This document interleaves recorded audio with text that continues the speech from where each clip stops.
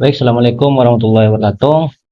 Bismillahirrahmanirrahim. Alhamdulillahirrahmanirrahim. Salatu wassalamu ala asyrafil anbiya wal mursalin Sayyidina Muhammad wa ala alihi washabihi ajmain amma ba'du. Yang terhormat Bapak dosen pengampu mata kuliah Kewirausahaan Islam yaitu Bapak Subairi, dan juga tak lupa pula para audien yang saya hormati. Pertama-tama marilah kita panjatkan puja dan puji syukur kita kehadirat Allah Subhanahu wa taala, karena berkat limpahan rahmatnya kita eh, melakukan aktivitas sehari-hari dengan lancar dan sehat walafiat. Salawat dan salam mudah-mudahan tetap tercurah limpahkan kepada junjungan kita sang legendaris Islam Nabi Muhammad Shallallahu Alaihi Wasallam, karena berkat ekspansi beliau kita bisa terangkis dari alam kegelapan menuju alam yang terang benderang, yaitu dengan adanya dinul Islam. Baik, pada kesempatan kali ini kelompok kami akan membahas ya tentang manajemen risiko dalam bisnis syariah, di mana kelompok kami ada 3 orang, yaitu saya sendiri Muhammad Zainur Rahman Fandi, dan yang kedua itu ada Nuruddin, dan yang ketiga ada Brigita Raswati Hidayat. Pertama saya akan menjelaskan di poin A, yaitu manajemen resiko dalam bisnis syariah. Pertama kita harus tahu dulu apa itu resiko. Kalau kita melihat definisi dari para ahli itu banyak sebenarnya ya untuk definisi resiko tersendiri, tapi kita bisa simpulkan bahwa resiko dapat didefinisikan sebagai potensi kerugian. Jadi di sini kata kuncinya ada potensi kerugian akibat terjadinya suatu peristiwa tertentu. Jadi, nah dalam kamus KBBI ini, Kamus Besar Bahasa Indonesia, risiko diartikan sebagai akibat yang kurang menyenangkan dari suatu perbuatan. Jadi bisa kita simpulkan bahwa kalau risiko itu pasti tidak menyenangkan, risiko itu kerugian gitu. Jadi itu harus kita, kalau bisa, bukan tidak bisa kita hindari ya, kita bisa meminimalisir risiko itu gitu. Nah, kita lanjut ke slide selanjutnya, yaitu risiko dapat bersumber dari mana saja. Yang pertama, risiko itu bersumber dari situasi politik. Nah, situasi politik di suatu negara itu pasti bisa memunculkan risiko dalam bisnis kita. Misalkan kondisi politik kita seperti yang kemarin masih dalam pemilihan untuk presiden, pilpres itu, nah itu pasti juga berpengaruh kan terhadap bisnis kita, karena politik di suatu negara itu sangat berpengaruh terhadap aktivitas-aktivitas di dalamnya, termasuk aktivitas dari sebuah bisnis gitu. Yang kedua ada resiko yang bersumber dari lingkungan. Maksudnya resiko yang bersumber dari lingkungan itu apa sih? Gimana sih? Nah, resiko yang bersumber dari lingkungan itu seperti adanya apa namanya ya? Saing kita di lingkungan sekitar gitu. Atau kebijakan internal perusahaan gitu kan, di internal perusahaan kadang ada risiko kayak karyawan kita ada yang berkonflik dan semacamnya, itu termasuk risiko yang bersumber dari lingkungan gitu. Yang ketiga ada risiko yang bersumber dari perencanaan yang tidak tepat. Perencanaan tidak tepat. Nah, maksudnya apa? Di bisnis kan kita ada yang namanya istilah planning gitu. Ada istilah planning, bagaimana kita merencanakan bisnis kita ke depannya. Nah, kalau misal di setiap perencanaan itu tidak bisa dipungkiri bahwa setiap rencana itu pasti ada resiko yang menghantui gitu. Istilahnya menghantui lah gitu. Intinya setiap perencanaan itu pasti ada risikonya. Setiap keputusan yang kita ambil akan ada risiko gitu. Jadi itu juga risiko yang bersumber dari perencanaan yang tidak tepat. Misalkan saya mengambil perencanaan bahwa dalam bisnis saya harus menaikkan gaji karyawan agar karyawan termotivasi. Nah, risikonya apa? Nah, risikonya bisa jadi pengeluaran perusahaan saya lebih membengkak dan lain-lain. Jadi setiap rencana dan setiap keputusan yang kita ambil itu pasti ada risikonya. Oke, next yang selanjutnya itu risiko yang bersumber dari masalah ekonomi. Nah, di bisnis itu kan aktivitas perekonomian juga ya.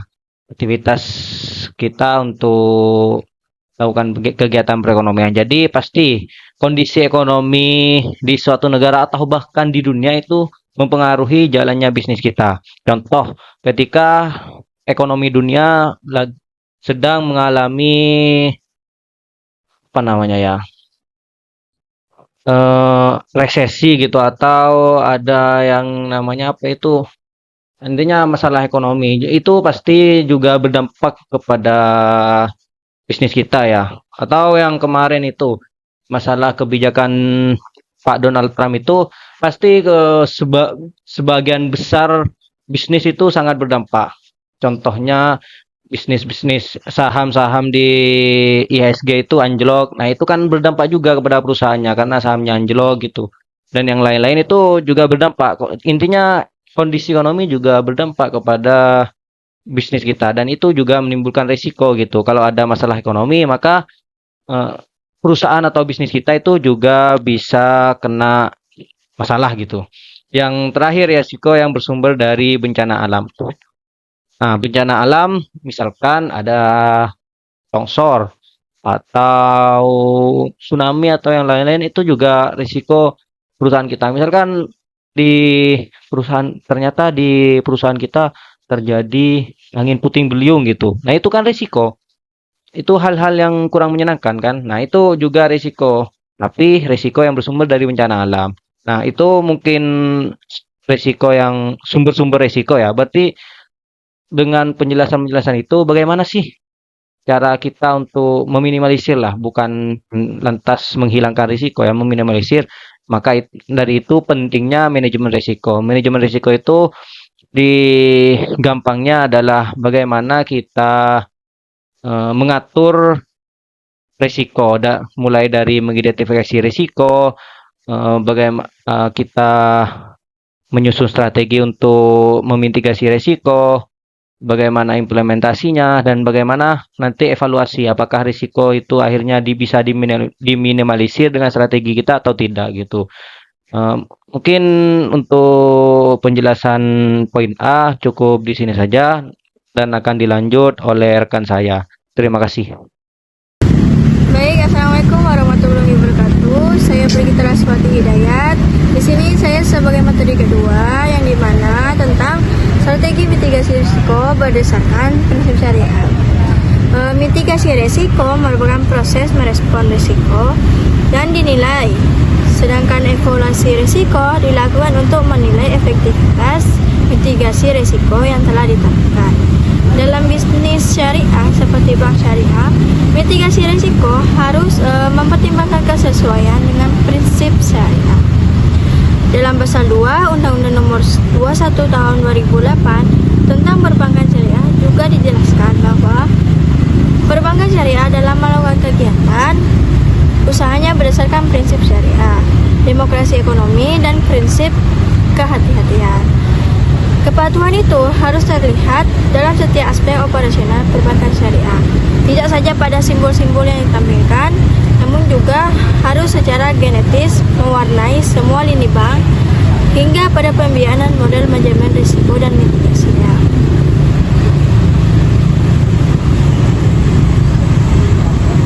Model akad yang memiliki karakter syariah adalah pembiayaan yang mengakomodir nilai-nilai al-adalah, al-musyawah, al-huriyah, syura, dan muawaddah.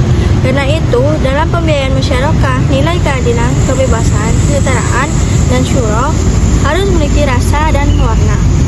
Karena akad musyarakah merupakan salah satu model kerjasama dalam Islam yang memiliki ciri yang khusus, yaitu kemitraan dan kesetaraan. Sekian dari saya. Wassalamualaikum warahmatullahi wabarakatuh. Baik, di sini saya akan menjelaskan tentang asuransi syariah sebagai alat manajemen risiko. Jadi asuransi syariah ialah perlindungan sistem perlindungan keuangan yang berdasarkan prinsip-prinsip syariah seperti ta'awun, tolong-menolong, dan mudharabah bagi hasil. Asuransi syariah di sini atau takaful adalah saling memikul risiko di antara sesama orang, sehingga antara satu dengan yang lainnya menjadi penanggung atas risiko tersebut. Nah, Saling memikul di sini dalam artian bahwasanya antara peserta dan operator itu saling memikul. Sehingga apa? Sehingga pengelolaan manajemen risiko tersebut disesuaikan dengan prinsip-prinsip asuransi syariah. Selain usaha yang saling melindungi dan tolong menolong di antara sejumlah orang atau pihak melalui bentuk aset atau tabarruk yang memberikan pola pengembalian untuk menghadapi risiko tersebut melalui akad atau perikatan yang sesuai dengan syariat. Namun di sini ada beberapa contoh penerapan manajemen risiko dalam asuransi syariah. Pertama, digitalisasi manajemen risiko dalam asuransi syariah pada pialang syariah. Pialang asuransi atau broker merupakan jasa spesialis yang bergerak dalam perasuransian dan manajemen risiko yang bertindak atas nama klien dengan memberikan nasihat atau saran untuk kepentingan klien. Pialang di sini akan membantu klien untuk mengidentifikasi risiko individu atau bisnis, untuk membantu memutuskan apa yang akan diasuransikan dan manusia dan mengelola risiko tersebut dengan cara lain. Terus yang kedua, manajemen risiko syariah. Underwriting ini memeriksa moral atau etika calon tertanggung untuk menentukan satu, apakah calon tertanggung dapat membayar asuransi. Kedua, apakah tertanggung dapat memilih kategori risiko yang sesuai, sehingga proses yang dilakukan oleh pengelola asuransi dapat memutuskan apakah akan menerima kompensasi yang diajukan oleh pemohon serta menetapkan syarat-syarat yang harus dipenuhi. Nah, underwriting di sini diimplementasikan oleh perusahaan asuransi dengan tujuan melindungi perusahaan dari kerugian dengan memastikan bahwa tidak ada risiko yang akan menyebabkan kesulitan besar bagi perusahaan di kemudian hari. Mungkin itu saja yang dapat kita sampaikan. Akhirul kalam. Assalamualaikum warahmatullahi wabarakatuh.